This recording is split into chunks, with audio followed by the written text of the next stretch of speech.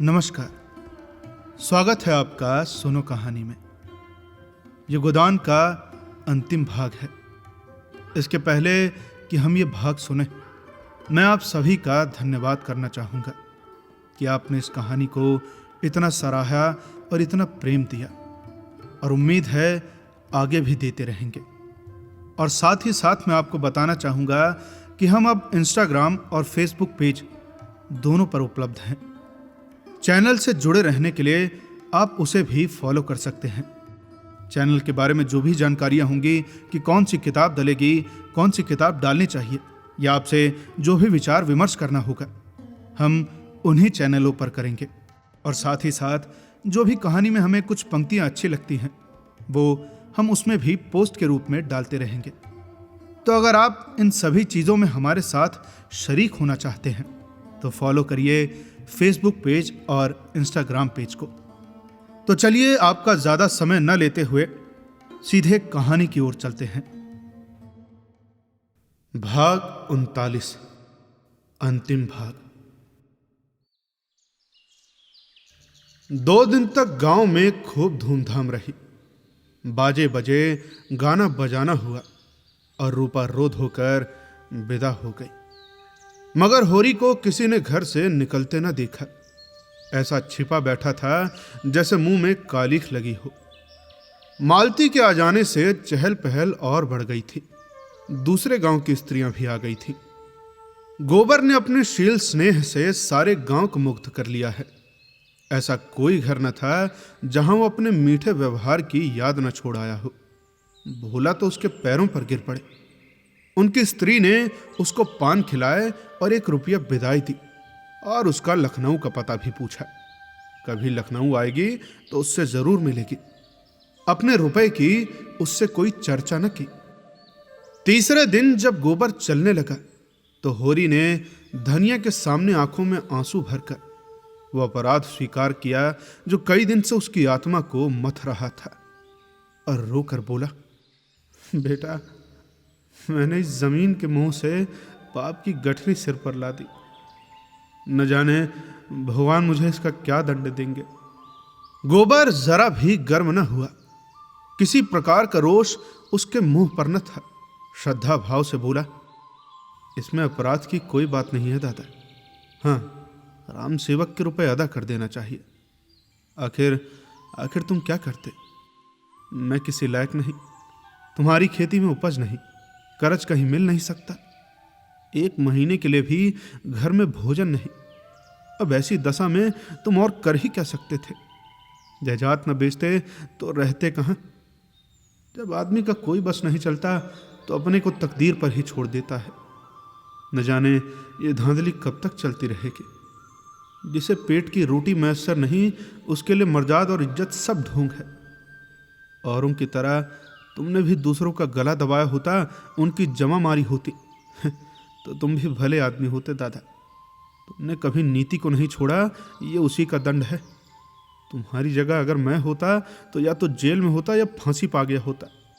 मुझसे तो यह कभी बर्दाश्त न होता कि मैं कमा कमा कर सबका घर भरूं और आप अपने बाल बच्चों के साथ मुंह में जाली लगाए बैठा रहूं। धनिया बहू को उसके साथ भेजने को राजी न हुई।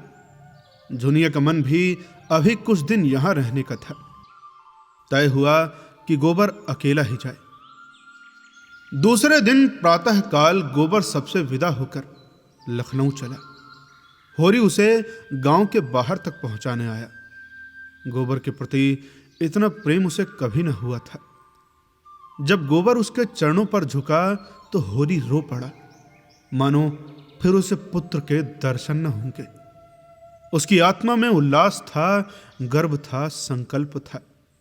पुत्र से ये श्रद्धा और स्नेह पाकर वो तेजवान हो गया है, विशाल हो गया है। कई दिन पहले उस पर जो अवसाद छा गया था, एक अंधकार सा, जहां वो अपना मार्ग भूला जाता था, वहां अब उत्साह है और प्रकाश है। रूपा अपने ससुराल में खुश थी। जिस दशा में उसका बालपन बीता था, उसमें पैसा सबसे कीमती चीज था। मन में कितनी साधें थी जो मन ही में घुट घुट कर रह गई थी। वो अब उन्हें पूरा कर रही थी। और राम सेवक अधेड़ होकर भी जवान हो गया था। रूपा के लिए वो पति था। उसके जवान, अधेड़ या बूढ़े होने से उसकी नारी भावना में कोई अंतर ना आ सकता था। उसकी भावना पति के रंग, रूप या उम्र पर आश्रित न थी। उसकी बुनियाद इससे बहुत गहरी थी, शाश्वत परंपराओं की तह में जो केवल किसी भूकंप से ही हिल सकती थी। उसका यौवन अपने ही में मस्त था। वो अपने ही लिए अपना बनाव श्रृंगार करती थी और आप ही खुश होती थी। राम सेवक के लिए उसका दूसरा रूप था। तब वो गृहिणी बन जाती थी, घर के काम काज में लगी हुई। अपनी जवानी दिखाकर उसे लज्जा या चिंता में न डालना चाहती थी। किसी तरह की अपूर्णता का भाव उसके मन में न आता। अनाज से भरे हुए बखार और गांव के सिवान तक फैले हुए खेत और द्वार पर ढोरों की कतारें और किसी प्रकार की अपूर्णता को उसके अंदर आने ही न देती थी। और उसकी सबसे बड़ी अभिलाषा थी अपने घर वालों को खुश देखना, उनकी गरीबी कैसे दूर करते। उस गाय की याद अभी तक उसके दिल में हरी थी, जो मेहमान की तरह आई थी और सबको रोता छोड़कर चली गई थी। वो स्मृति इतने दिनों के बाद और भी मृदु हो गई थी। अभी उसका निजत्व इस नए घर में न जम पाया था। वही पुराना घर उसका अपना घर था। वहीं के लोग अपने आत्मीय थे। उन्हीं का दुख उसका दुख और उन्हीं का सुख उसका सुख था। इस द्वार पर ढोरों का एक रेवड़ देखकर उसे वो हर्ष न हो सकता था जो अपने द्वार पर एक गाय देखकर होता। उसके दादा की ये लालसा कभी पूरी न हुई थी। जिस दिन वो गाय आई थी, उन्हें कितना उत्साह हुआ था, जैसे आकाश से कोई देवी आ गई हो। तब से फिर उन्हें इतनी समाई ही न हुई कि दूसरी गाय लाते। पर वो जानती थी आज भी वो लालसा होरी के मन में उतनी ही सजग है। अब की वो जाएगी तो साथ वो धोरी गाय जरूर लेती जाएगी। नहीं, अपने आदमी के हाथ क्यों न भिजवा दे। राम सेवक से पूछने की देर थी, मंजूरी हो गई और दूसरे दिन एक अहिर के मार्फत रूपा ने गाय भेज दी। अहिर से कहा, दादा से कह देना कि मंगल के दूध पीने के लिए भेजी है। यहां होरी भी गाय लेने के फिक्र में था। यों भी उसे गाय की कोई जल्दी न थी, मगर मंगल यही है और वो बिना दूध के कैसे रह सकता है। रुपए मिलते ही वो सबसे पहले गाय लेगा। मंगल अब केवल उसका पोता नहीं है, केवल गोबर का बेटा नहीं है, मालती देवी का खिलौना भी है। उसका लालन पालन उसी तरह का होना चाहिए। मगर रुपए कहां से आए?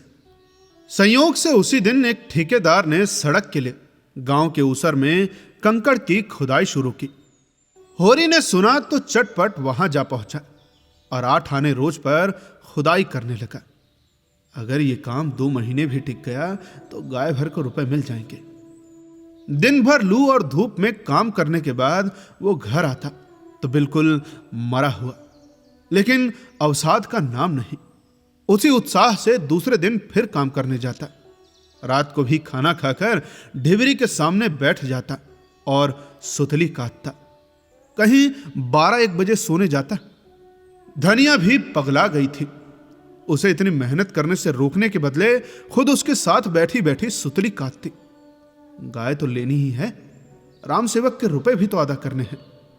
गोबर कह गया है, उसे बड़ी चिंता है।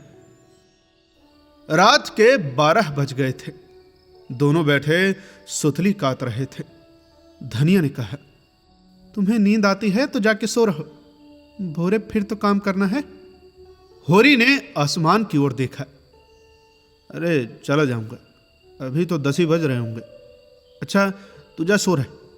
अरे मैं तो दोपहर को क्षण भर पढ़ रहती हूँ। हाँ, मैं भी चबेना करके पेड़ के नीचे सो लेता हूँ। बड़ी लू लगती होगी ना? अरे लू क्या लगेगी, अच्छी छां है। अरे मैं डरती हूँ कहीं तुम बीमार न पड़ जाओ।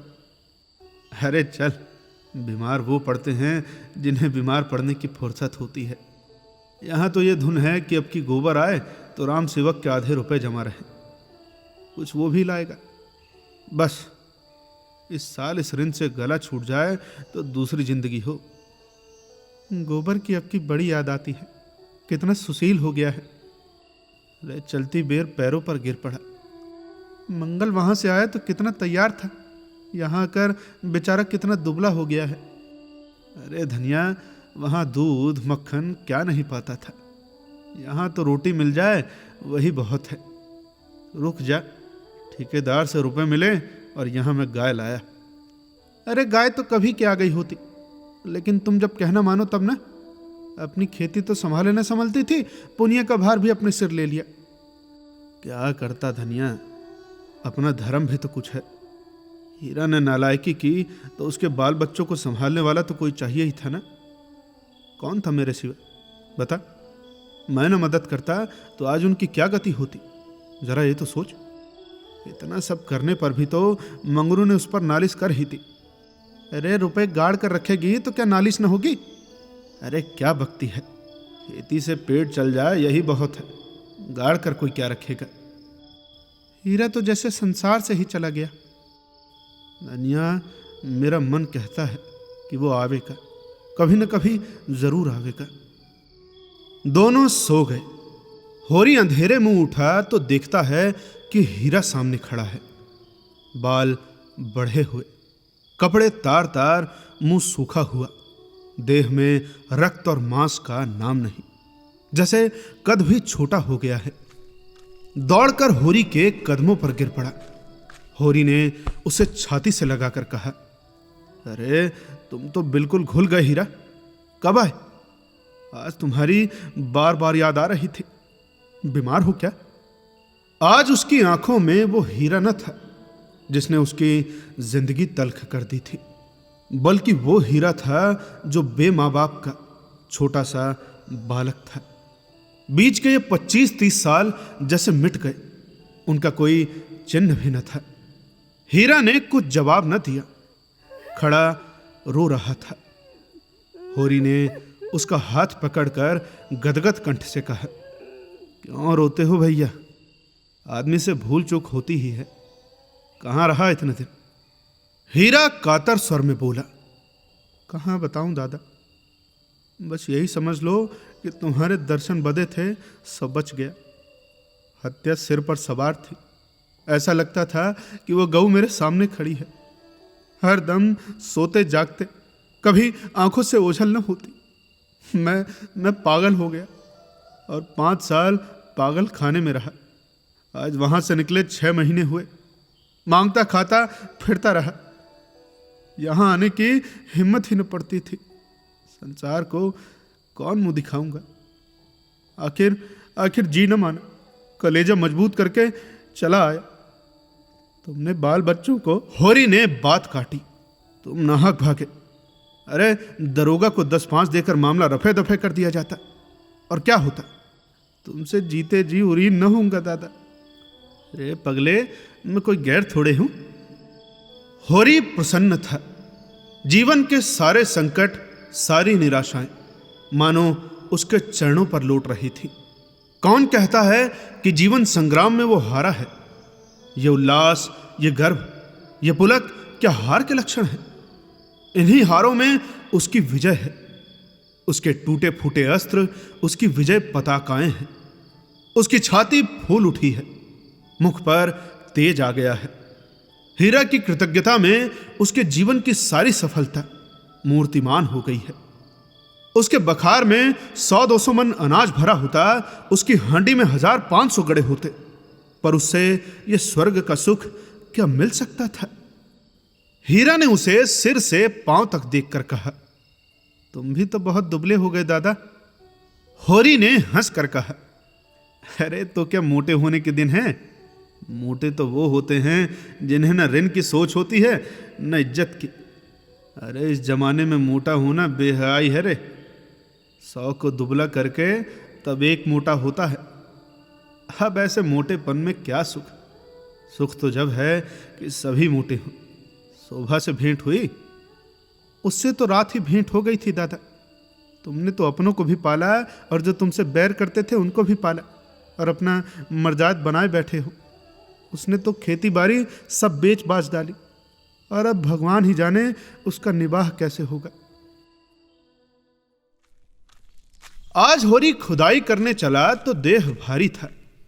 रात की थकान दूर न हो पाई थी, पर उसके कदम तेज थे और चाल में निर्द्वंद्वता की अकड़ थी। आज 10 बजे से ही लू चलने लगी थी और दोपहर होते होते तो जैसे आग बरस रही थी। होरी कंकड़ के छोवे उठा उठाकर खदान से सड़क पर लाता था और गाड़ी पर लादता था। जब दोपहर की छुट्टी हुई तो वो बेदम हो गया था। ऐसी थकान उसे कभी न हुई थी। उसके पांव तक न उठते थे। देह भीतर से झुलसी जा रही थी। उसने न स्नान ही किया न चवैना। उसी थकान में अपना अंगूछा बिछाकर एक पेड़ के नीचे सो रहा, मगर प्यास के मारे कंठ सूखा जाता है। खाली पेट पानी पीना ठीक नहीं। उसने प्यास को रोकने की चेष्टा की, लेकिन प्रतिक्षण भीतर की दाह बढ़ती जाती थी। न रहा गया। एक मजदूर ने बाल्टी भर रखी थी और चबैना कर रहा था। होरी ने उठकर एक लोटा पानी खींच कर पिया और फिर आकर लेट रहा, मगर आधा घंटे में उसे कैं हो गई और चेहरे पर मुर्दनी सी छा गई। उस मजदूर ने कहा, कैसा जी है होरी भैया? होरी के सिर में चक्कर आ रहा था। बोला, कुछ नहीं, अच्छा हूं। ये कहते कहते उसे फिर क्या हुई और हाथ पांव ठंडे होने लगे। ये सिर में चक्कर क्यों आ रहा है? आंखों के सामने जैसे अंधेरा छाया जाता है। उसकी आंखें बंद हो गई और जीवन की सारी स्मृतियां सजीव हो होकर हृदय पट पर आने लगी, लेकिन बेक्रम, आगे की पीछे, पीछे की आगे, स्वप्न चित्रों की भांति बेमैल, विकृत और असंबद्ध। वो सुखद बालपन आया जब वो गुल्लियां खेलता था और मां की गोद में सोता था। फिर देखा जैसे गोबर आया है और उसके पैरों पर गिर रहा है। फिर दृश्य बदला। धनिया दुल्हन बनी हुई लाल चुंदरी पहने उसको भोजन करा रही थी। फिर एक गाय का चित्र सामने आया, बिल्कुल कामधेनु सी। उसने उसका दूध दुहा और मंगल को पिला रहा था कि गाय एक देवी बन गई। और तभी उस मजूर ने पुकारा, दोपहरी ढल गई होरी भैया, चलो छोवा उठाओ। होरी कुछ न बोला। उसके प्राण तो न जाने किस किस लोक में उड़ रहे थे। उसकी देह जल रही थी, हाथ पांव ठंडे हो रहे थे। लू लग गई थी। उसके घर आदमी दौड़ाया गया। 1 घंटे में धनिया दौड़ी हुई आ पहुंची। शोभा और हीरा पीछे पीछे खटोले की डोली बनाकर ला रहे थे। धनिया ने होरी की देह छुई तो उसका कलेजा सन्न से हो गया। मुख कांतिहीन हो गया था। कांपती हुई आवाज में बोली, कैसा जी है तुम्हारा? होरी ने अस्थिर आंखों से देखा और बोला, तुम आ गए गोबर। मैंने मंगल के लिए गाय ले ली है। वो देखो, वो खड़ी है, देखो। धनिया ने मौत की सूरत देखी थी, उसे पहचानती थी। उसे दबे पांव आते भी देखा था, आंधी की तरह आते भी देखा था। उसके सामने सास मरी, ससुर मरा, अपने 2 बालक मरे, गांव के 50 आदमी मरे। प्राण में एक धक्का सा लगा। वो आधार जिस पर जीवन टिका हुआ था जैसे खिसका जा रहा था। लेकिन नहीं, यह धैर्य का समय है। उसकी शंका निर्मूल है। लू लग गई है, उसी से अचेत हो गए हैं। उमड़ते हुए आंसुओं को रोक कर बोली, अरे मेरी ओर देखो, ये मैं हूं। क्या मुझे नहीं पहचानते? होरी की चेतना लौटी। मृत्यु समीप आ गई थी। आग दहकने वाली थी। धुआं शांत हो गया था। धनिया को दीन आंखों से देखा और दोनों कानों से आंसू की 2 बूंदें ढुलक पड़ी। क्षीण स्वर में बोला, मेरा कहा सुना माफ करना धनिया, अब जाता हूं। गाय की लालसा मन में ही रह गई। अब तो यहाँ के रुपए करिया कर्म में जाएंगे। रो मत धनिया, अब कब तक जिलाएगी? सब दुर्दशा तो हो गई, अब मरने दे। और उसकी आंखें फिर बंद हो गईं। उसी वक्त हीरा और शोभा डोली लेकर पहुंच गए। होरी को उठाकर डोली में लिटाया और गांव की ओर चले। गांव में यह खबर हवा की तरह फैल गई। सारा गांव जमा हो गया। होरी खाट पर पड़ा शायद सब कुछ देखता था, सब कुछ समझता था, पर जबान बंद हो गई थी। मगर हाँ, उसकी आंखों से बहते हुए आंसू बतला रहे थे कि मोह का बंधन तोड़ना कितना कठिन हो रहा है। जो कुछ अपने से नहीं बन पड़ा, उसी के दुख का नाम तो मोह है। पाले हुए कर्तव्य और निपटाए हुए कामों का क्या मोह? मोह तो उन अनाथों को छोड़ जाने में है जिनके साथ हम अपना कर्तव्य न निभा सके, उन अधूरे मंसूबों में है जिन्हें हम कभी पूरा न कर सके। मगर सब कुछ समझकर भी धनिया आशा की मिटती हुई छाया को पकड़े हुए थी। आंखों से आंसू गिर रहे थे, मगर यंत्र की भांति दौड़ दौड़ कर कभी आम भूनकर पना बनाती, कभी होरी की देह में भूसी की मालिश करती। क्या करे, पैसे नहीं है, नहीं किसी को भेजकर डॉक्टर बुलाती। हीरा ने रोते हुए कहा, भाभी दिल कड़ा करो, गोदान करा दो, दादा चले।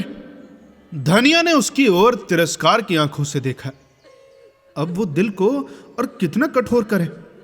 अपने पति के प्रति उसका जो धर्म है, क्या ये उसको बताना पड़ेगा? जो जीवन का संगी था, उसके नाम को रोना ही क्या उसका धर्म है?